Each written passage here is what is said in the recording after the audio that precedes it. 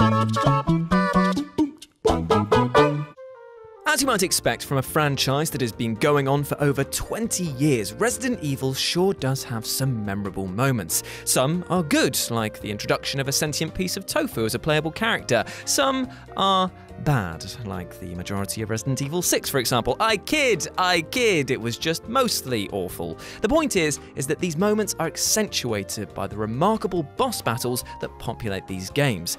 And it begs the question, which are the most iconic? Now that's not to say best, as some of these battles mechanically are a bit iffy, but we're talking about what makes them synonymous with the franchise as a whole. So let's put down our man sandwich and chew on more brain than even your mother can do down at the docks, as I'm Jules, this is WhatCulture.com, and these are Resident Evil's 10 most iconic bosses. And also, yes, that was my early doors one per list. But also, before we begin, I just wanted to say that I've been balanced at which games that I've plucked from, and so I'm afraid that sub-bosses that don't have their own introduction are not included on this list. However, if you want a full rundown of every boss battle ever in Resident Evil, then you can check out this list by Ben Roy Turner over on the WhatCulture website. Number 10, Yawn.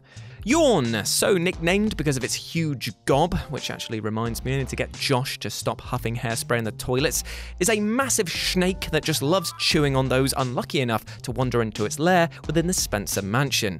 In fact, it seems to have developed rather a taste for the STARS team, as Yawn stalked Bravo team members Rebecca Chambers and Richard Icahn before running into Jill Valentine and Chris Redfield, leading to a memorable battle in Resident Evil 1. And by memorable, I mean that you probably did the same as me, which is like, oh yeah, what's through that? Oh, it's a bloody snake! Eat it! Eat my ass, you wriggly bastard! Worse still, you encounter Yawn twice within Resident Evil, and the second time, its health is doubled.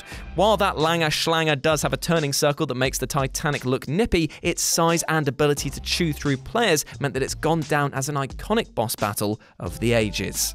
Number 9, ALEXIA ASHFORD. Now, a lot of you might be like, ew, why is ASHFORD on this list? Well, to be honest, this boss is a perfect example of what makes Resident Evil such a beloved franchise. It takes campy horror and presents it in such a grotesque way that it means that it sticks with players for years after. And if we're being honest, the first full reveal of ALEXIA as she encounters Wesker is an all-time high point of the series. The fact that the boss is not only able to spit on you, but also then set it on fire surely makes this boss a memorable one.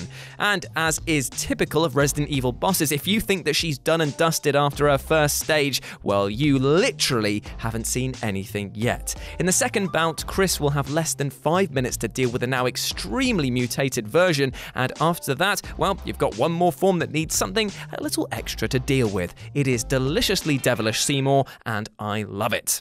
Number 8, Mr. X.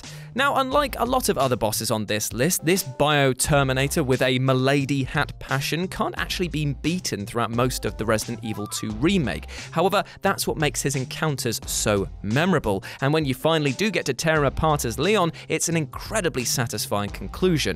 From his disgusting face that looks like he's made of wet toilet paper to his ungodly strength, when you hear those boots stomping down the hallway, you know you're in for a fight. The laughable fact that this thing was meant to be a cleanup weapon designed at silencing foes while making more noise than death grips at a Test This Speaker event aside, Mr. X is a relentless and powerful foe that will lay you out quick sharp. Be prepared to drop and run as soon as he shows up, as he will be inviting you to a tea party, but not the type that your nan likes, and more the T-virus. That was the joke that I was going for. Either way, you're going to be literally inverted if you fight him.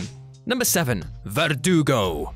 The moment you see the two hooded Verdugos side by side with Salazar in Resident Evil 4, you know that something big is going to happen with them. Looking like hulking, xenomorph-style creatures, the mere presence of them is truly terrifying. While you do only get to technically engage with one of them, this battle with the Verdugo in the sewers is a battle that pushes the player to their limits without holding their hand.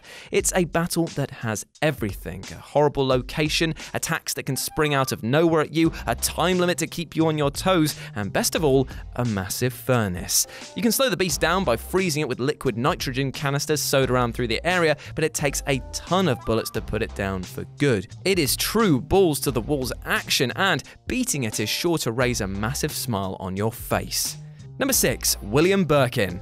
Oh, Willie, you are so silly. Injecting yourself with an unstable virus was never going to end well, was it? And yes, I know you've been shot, but maybe, just maybe the deaths of thousands of innocent civilians, a zombie outbreak, and your family being torn apart just isn't worth it. Now, William Birkin is a recurring boss done right. Not only does each encounter with him show off the hideous transformations that he's going through, but that means that each fight has a different spin on it.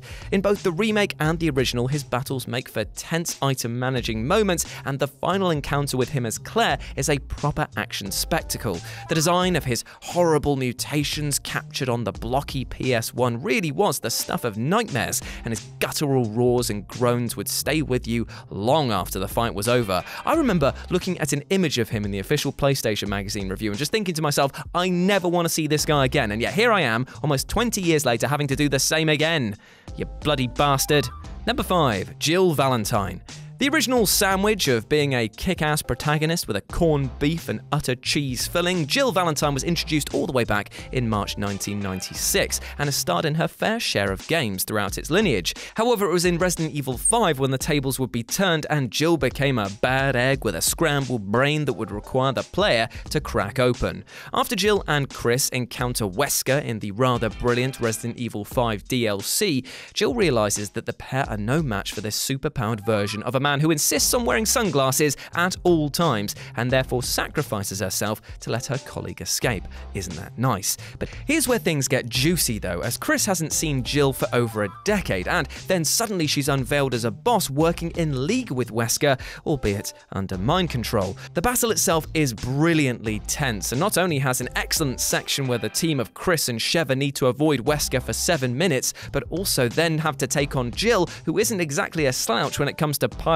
on the damage. Plus, you can't shoot her, offering up yet another level of challenge to this excellent battle. Number 4. Jack Baker. Come on then, all together now. Welcome to the family, son. My God, Jack and the rest of his family were so utterly creepy, weren't they? But most of what makes them so utterly terrifying, especially the patriarch Jack, is just how he appears out of nowhere and on a base level is kind of normal compared to the other over-the-top villains that we encounter in this series, and it's actually feasible to imagine him existing in real life. Ugh. Plus, the encounters you have with him aren't just the highlights of Resident Evil 7, but probably highlights of the series as a whole. Jack is encountered more than any other boss in Resident Evil 7, with him chasing Ethan around the house, then having a brawl with him in a car, and even a chainsaw duel. Each of these moments is outstanding, terrifying, and quite possibly hilarious thanks to Jack's dialogue involving taunts, cooing, and even screams of laughter. Plus, if you wanted a perfect example of how brilliant this boss is, well, just watch him burst through a wall at the beginning. Jesus, I mean, sorry, I've just left some stains for my dry cleaner now. Number 3. Jack KRAUSER. Now, if there's one person who you don't want to be hounding for your blood, it's got to be Jack KRAUSER, who is basically what would happen if Rambo was jacked up on roids and possessed the speed and strength above that of a mere human. After being removed from his squad because of an infection he caught from being stabbed, Wesker quickly recruited Jack because of his combat skills and soon manipulated him, working for him.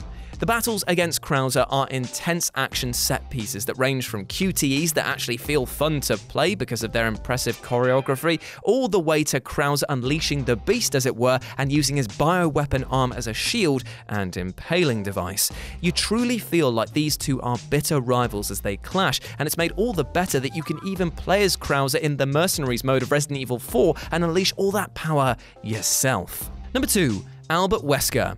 How could we have a list without this guy, right? I mean, Wesker is, on paper, the perfect video game villain. He's powerful beyond all reason, he's got a ridiculous look that is at once cool and also so not cool, and at the same time, he is dripping with cheese that he becomes a one-man fondue fountain of brilliance. His backstory is equally banterous, starting off the series as the leader of the Raccoon City Stars, but then was revealed to be a traitor working for Umbrella, who by the end of his run turns into a Disney villain with world domination and equally unsubtle glowing red eyes. Fighting him in Resident Evil 5 and its DLC is a thing of utter beauty, showing off moments of silliness like his 7 minutes of playtime battle to downright fast and furious levels of absurdity when he fights Chris in a bloody volcano. However, you will not complain one jot, as these battles are excellent tests of skill. And number 1, Nemesis. And so we reached the top of this list with a boy popper of such incredible staying power that it would have been impossible to choose anyone else, really. You know him and you most certainly love him. Nemesis. The moment that you encounter this towering beast in Resident Evil 3, it is made painfully clear that this isn't going to be a boss fight like the others. After giving the player a choice to run or fight, the battle can begin and will likely end in short fashion. Why? Well, to borrow a phrase from my friend Simon Miller, here's why. He's got a bloody rocket launcher for a start, can poke a hole through your face like he's pissing in the snow, and batter you more than the local chippy. That was my impersonation of Simon Miller. It wasn't good. Its encounters are a game-changing moment for the series, allowing the player multiple opportunities to tackle the beast or just run from him. But worse still, later in the game, he just shows up and sometimes will proceed to chase you off like a cheeky dog who's trying to steal a ham. But beating him in each of these moments rewards the player with special parts and secrets, making fights against Nemesis a reward in both excitement and in terms of loot. A brilliant combination if ever there was one. And there we go, that was Resident Evil's 10 most iconic bosses. I hope that you enjoyed that, my friends, but before you go and get on with whatever you're getting up to today, hopefully, A, there's not a zombie outbreak that you have to deal with, that would be a bit awkward, and also B, I hope you have a bloody good day. Because you know what? You deserve love, success, and happiness. And if you're struggling with those three things, my friend, then do not worry. You are not alone. You are never alone. And you can always speak to people to help with that. Friends, family, and support professionals. Trust me, people care way more than you might realize. As always, I've been Jules. You have been awesome. You can go follow me at RetroJ with a 0 over on Twitter, and I will speak to you soon. Stars. Stars.